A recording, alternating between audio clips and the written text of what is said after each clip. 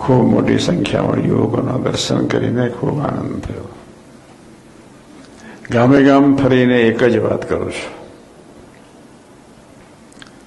આપણે બધા અર્જુનો ભેગા થયા છે. અર્જુન એટલે શું? ઘડીકમાં ભરતી, ઘડીકમાં ઓટ, ઘડીકમાં સુખ, ઘડીકમાં દુઃખ, ઘડીકમાં મીઠાશ, તો ઘડીકમાં દેવેલિયું મોઢું.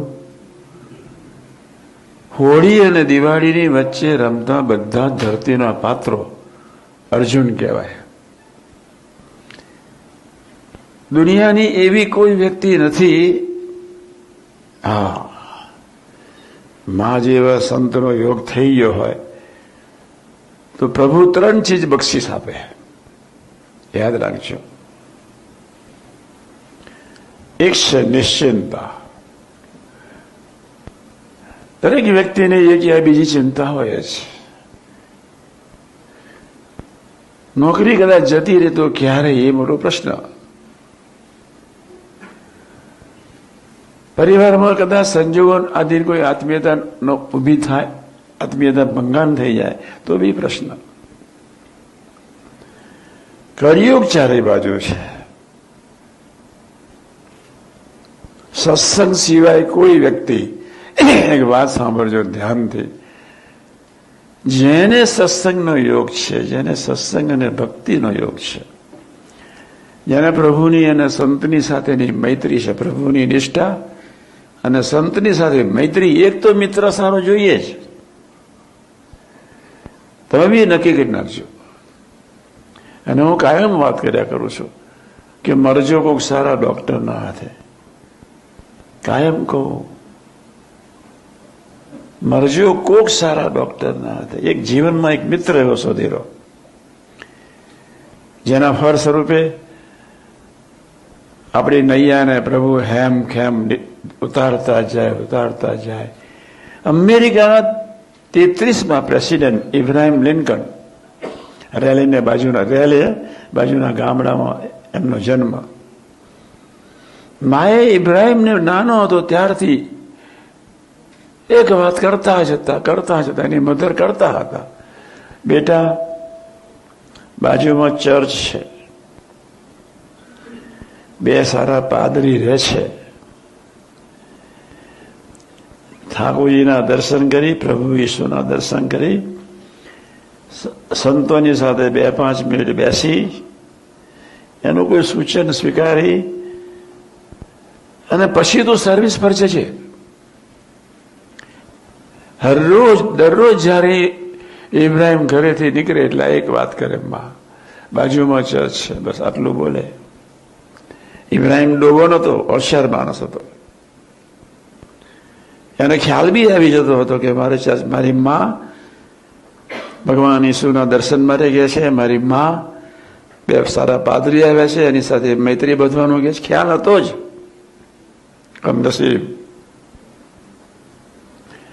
કોઈ કર્મ વિચિત્ર થઈ જવાના પાપે કરીને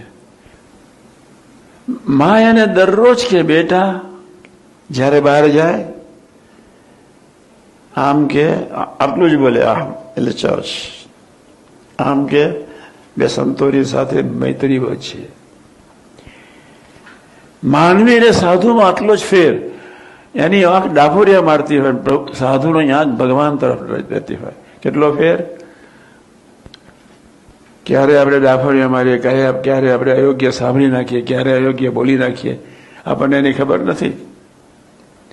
યોગ્ય બોલાય, યોગ્ય ખવાય, યોગ્ય સંભળાય, એવા સંસ્કાર જાગૃત કરવા માટે, એવો વિવેક દ્રઢ કરવા માટે સાધુ જોઈએ જ. અર્જુનના સારથી કૃષ્ણ, શિવાજીના રામદાસ, અશોકના બુદ્ધ, ગણપતિના શિવશક્તિ. અર્જુનના સારથી કૃષ્ણ, શિવાજીના રામદાસ. રામદાસે શિવાજીને કહ્યું, અંતર્યામી પુરુષ, વિઝનરી પુરુષ, પારદર્શક પુરુષ, બેટા શિવા, અફઝલ ખાનને યુક્તિથી મારજે. અફઝલ ખાનની હાઈટ શિવાજીના હાઈટ કરતા 1.5 ફૂટ ઊંચી હતી, અને એ અફઝલ ખાને નક્કી કરી નાખ્યું હતું કે શિવાજીને ભેટી એના માળાને છોડી નાખવો. એમાં માથું સીધું છાતી પર લઈ જવું. અફઝલ ખાને ઈશારા બધ દીધા. અહીંયા ઉપર જય સ્વામિનારાયણ એવા વાઘા સજી લીધા, ખબર ન પડે કે ભેટ આવશે એટલે જય સ્વામિનારાયણ સીધો પકડી, હાઈટ નીચી હતી, સીધો આમ લઈ જઈશ, આકાન નાગજી પૂરી. પણ રામદાસ હતા. સાધુનો બીજો અર્થ છે માં. માં પોતાના દીકરાને ક્યારે દુઃખી ના જોઈ શકે. યાદ રાખજો તમે. જે દીકરાઓ પરદેશ બનવા આવતા હશે અને એની માં જયારે એને ચોલ્લો કરતી હશે એના ઘરે અને જયારે વિદાય આપતી હશે ત્યારે માની આંખના જળજળિયાનો વિચાર કરજો તમે.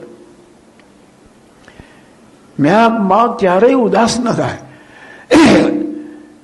તમે એને કદાચ બે ચાર શબ્દો સંભળાવી દીધા હોય, નન્નો ભણી દીધો હોય, માની રીતે કદાચ તમે ન વર્ત્યા હોય, માં તે માં એના હૃદયની વિશે તમારું સુખ જ ચિંતન કરે. તમે સુખ્યા થો એવી ભાવનાથી એ ચિંતન કર્યા કરતી હોય. એટલે મેં કહ્યું સાધુનું બીજું નામ માં. સાચી માં જીવનમાં જોઈએ, સાચા સંત જીવનમાં જોઈએ. રામદાસ વિઝનરી હતા. અફઝલ ખાનને ખબર પડી 120 દૂર, 1 કિલોમીટર દૂર નાગપુરની આજુબાજુ જે રામદાસ ફરતા હતા અને જયારે ખબર પડી કે શિવાજી અફઝલ ખાનને મળવા જાય છે, કોઈ દિવસ ઘોડા પર નહોતા બેસતા. રામદાસ પગે ચાલીને મહારાષ્ટ્રનું વિચરણ કરતા હતા. ઘોડા પર બેઠા, ઉપર સારથી બેઠો, 2 જણ ઘોડા પર બેસી, કોઈ પણ અફઝલ ખાનને મળતા પહેલા કોઈ પણ ભોગે પૂનામાં શિવાજીને મળી લેવું. અને જ્યાં શિવા સવારના પરમાં મળવાની તૈયારી પર જાય છે, તૈયારીમાં હોય છે, હાથ ઊંચો કર્યો, હું આવી ગયો છું. ગુરુને જોયા એટલે જય સ્વામિનારાયણ. શાંત રહ્યા. વાઘનખ પોતે લઈને આવ્યા હતા. ગુરુ કેટલું જતન કરે છે. પહેલા તો એના નખ પર જય સ્વામિનારાયણ વાઘનખ પહેરી દીધા.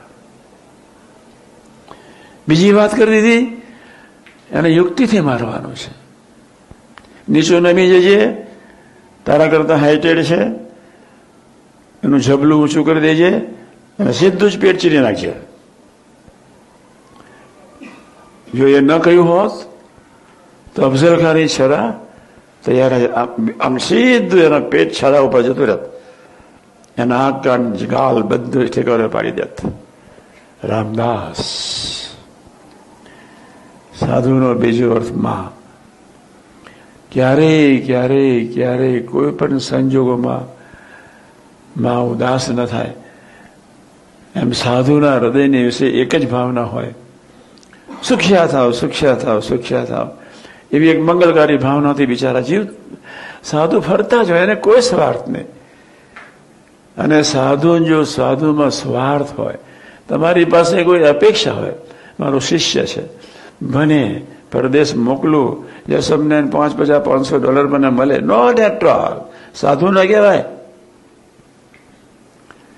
સાધુ જો ડોલરનો સંકલ્પ રાખે, સાધુ કોઈ શિષ્ય પાસે લક્ષ્મીની અપેક્ષા રાખે, એ સાધુ ના કહેવાય.